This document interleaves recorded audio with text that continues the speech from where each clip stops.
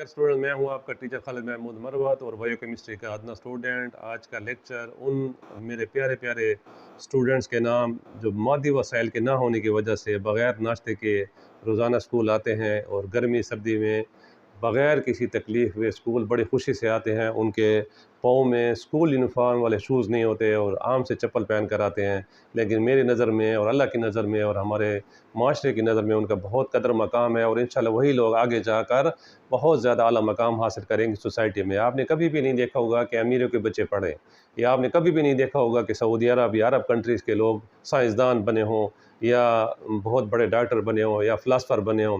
हमेशा गरीब का बच्चा ये होता है जो आगे बढ़ता है अपने कुदरती अपने अंदर के वसाइल को और अपनी एबिलिटीज़ को इस्तेमाल करते हुए वो इस लेवल पर आ जाता है कि वो दुनिया में अपना नाम रोशन करता है। आप जिसकी भी मिसाल लें, आइंस्टाइन को देख लें, आप जॉन डाल्टन को देख लें, आप जितने भी आला तरीन साइंटिस्ट को देख लें, वो कम वसाइल में उन्होंने अपने आप को निखारा और आला मकाम पर लेकर गए हैं। तो मेरे नेक ख्वाहिशात, मेरी दिली दुआएं और मेरा सब कुछ आपके लिए हाज़िर है। मेरी दुआएं हैं कि अल्लाह ताला आपको कामयाब करे। और हम अपने आप टॉपिक की तरफ आते हैं और आज हमारा टॉपिक है यूनिट 9 जो है केमिस्ट्री का, ग्रेड 10 का, वो हमने कंप्लीट कर लिया था और आज हम उसकी एक्सरसाइज को वन बाय वन उसके क्वेश्चन को सॉल्व करेंगे।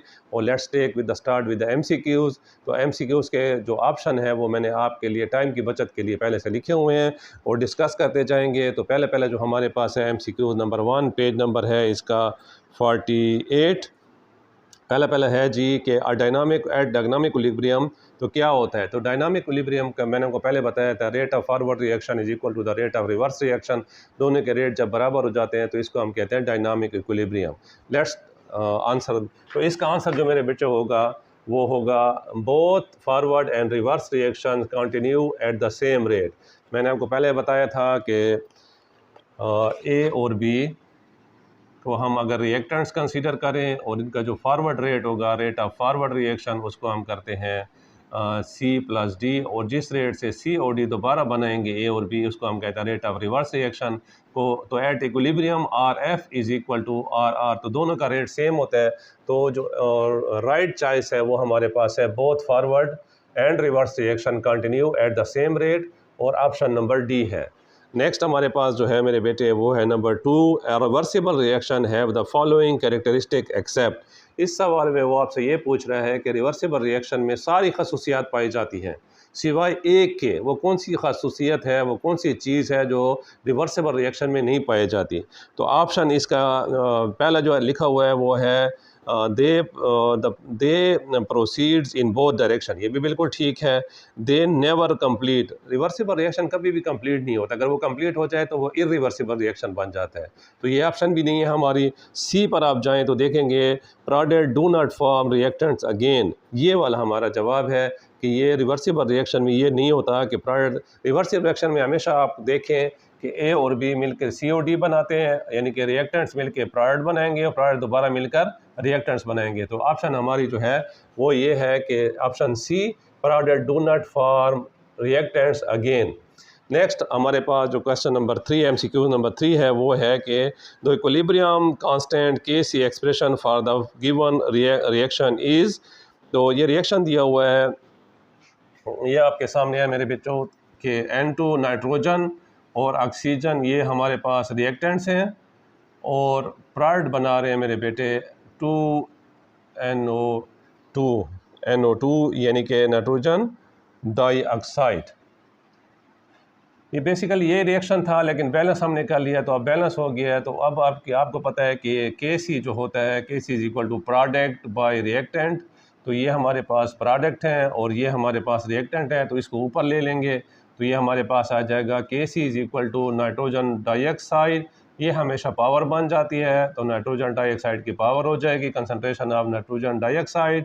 ये नाइट्रोजन है, वैसे का वैसे फार्मूला लिख लेंगे इसका, और ऑक्सीजन वैसे के। तो ऑप्शन जो हमारे पास आ रही है वो है ऑप्शन डी, ये वाली ऑप्शन है। क्वेश्चन नंबर 4 जो है द इक्विलिब्रियम कांस्टेंट इज़, ये मैंने आपको पहले बताया था मेरे बच्चों के इक्विलिब्रियम Kc जो है ये एक रेशो है। रेशो किसके दरमियान है? रिएक्टेंट्स के कंसनट्रेशन के दरमियान रेशो है और प्रोडक्ट की कंसनट्रेशन के दरमियान रेशो है। तो इसके ऑप्शन हमारे पास है see the ratio of the two rate constants. उसके बाद नंबर 5 है when the value of K C is very small it shows that, जब के सी की वैल्यू बहुत कम होगी तो हम कहेंगे रिएक्शन, ये इसकी ऑप्शन ए है, जो करेक्ट आंसर है, ये ऑप्शन है वो है A, reaction will go in the forward direction. K C की वैल्यू अगर कम होगी तो इसका मतलब है कि प्रोडक्ट नहीं बने या कोड थोड़े बने हैं। तो बैलेंस में लाने के लिए, दोनों हाथों को बैलेंस में लाने के लिए, रिएक्शन को, रिएक्टेंट्स और प्रोडक्ट को लाने के लिए रिएक्शन आगे की तरफ प्रोसीड करेगा, तो ये फॉरवर्ड डायरेक्शन में जाएगा ताकि प्रोडक्ट की वैल्यू इतनी हो जाए कि वो रिएक्टेंट्स के बराबर हो जाए और रिएक्शन जो है वो डायनामिक इक्विलिब्रियम में आ जाए। Option A is the correct answer. ये आपकी तस्वीर भी मैं पिक्चर की इसकी जो करेक्ट आंसर है इसके आपके साथ शेयर कर लूँगा तो आपको प्रॉब्लम नहीं होगी। फिर नंबर 6 हमारे पास है फॉर विच रिएक्शन द के सी विल हैव नो यूनिट। ये इंपॉर्टेंट है, आपको समझा देता हूँ मेरे बच्चों, आप इसको देख लें।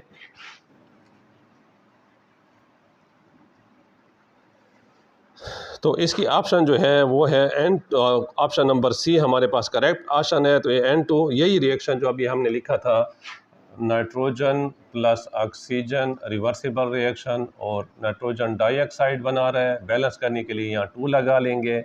अब ये हमारे पास रिएक्टेंट्स हो जाएंगे, ये हमारे पास प्रोडक्ट हो जाएंगे। K C is equal to product divided by reactants.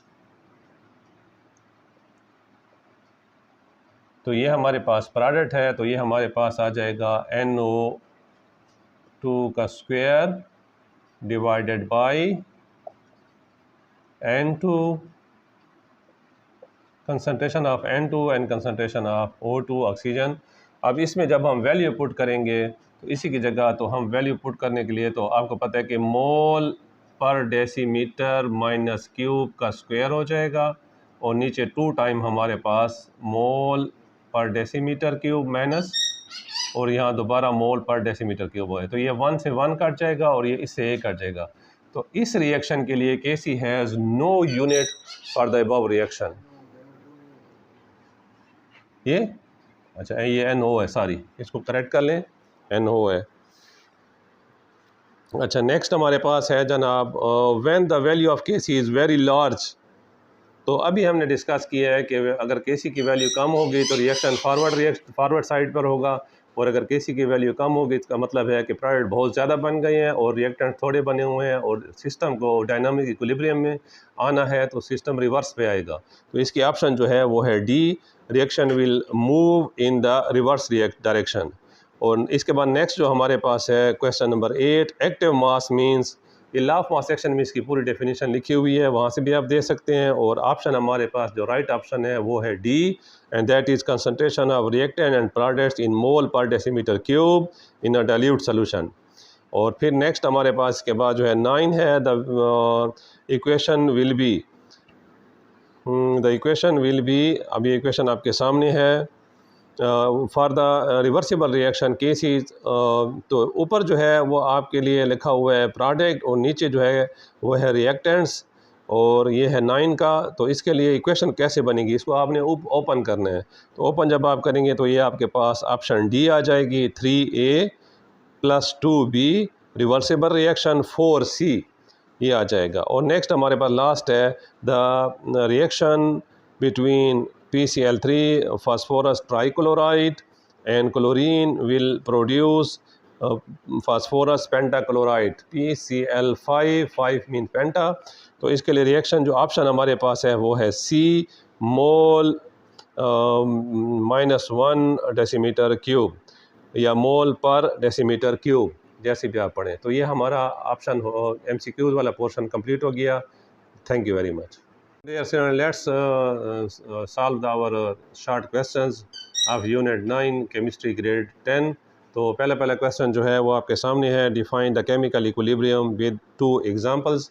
तो dynamic equilibrium when the rate of forward reaction is equal to the rate of reverse reaction is called dynamic equilibrium. और इसके example 2 आपके सामने मैंने board पर लिखी हुई हैं, और इसकी तस्वीर भी आपके साथ शेयर कर लूँगा, तो ये आपका हो जाएगा। नेक्स्ट क्वेश्चन हमारा है जनाब, how would you identify that dynamic equilibrium established. इसका आंसर पेज नंबर 11 पर लिखा हुआ है, और बोर्ड पर भी मैंने लिखा हुआ है। इसके 2 मेथड्स हैं, एक फ़िज़िकल मेथड है और दूसरा केमिकल मेथड है। तो फ़िज़िकल मेथड जो है वो है आपका रिफ्रैक्टोमीट्री, और स्पेक्ट्रोफोटोमेट्री। ये लफ्ज़ को मैंने अलग-अलग लिखा था कि आपको समझ आ जाए, और इसके अलावा और भी बहुत सारे मेथड्स हैं, और जो केमिकल मेथड है वो टाइट्रेशन है, और इसके अलावा और मेथड्स हैं। और इसके बाद जो है,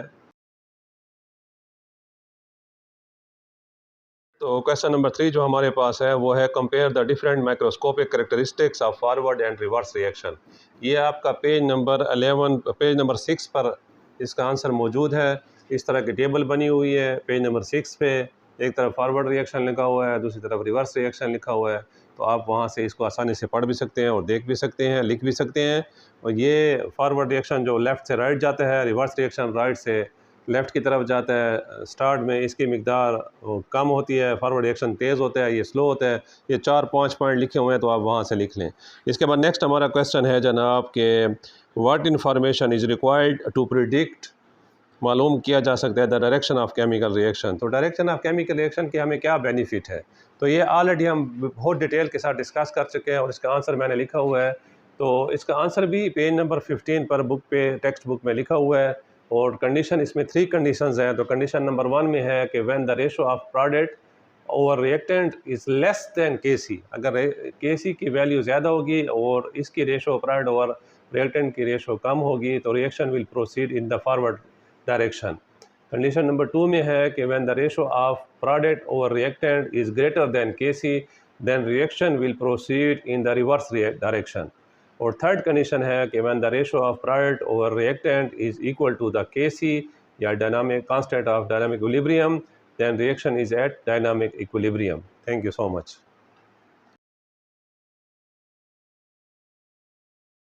क्वेश्चन नंबर 5 जो शॉर्ट क्वेश्चन हमारे पास है वो न्यूमेरिकल क्वेश्चन है, और इक्वेशन दी गई है। पहले आपने इक्वेशन को नोट करना है, फिर इक्वेशन को आपने बैलेंस करना है। तो जब बैलेंस करने के बाद, तो जब अब ये इक्वेशन आपके सामने है और ये सारा सोल्यूशन किया हुआ है, तो आपको बहुत आसानी से समझ आ जाएगी। इसको आप फ़ोन कॉपी पर लिख लें और नोट भी कर लें और सीख भी लें। Thank you so much.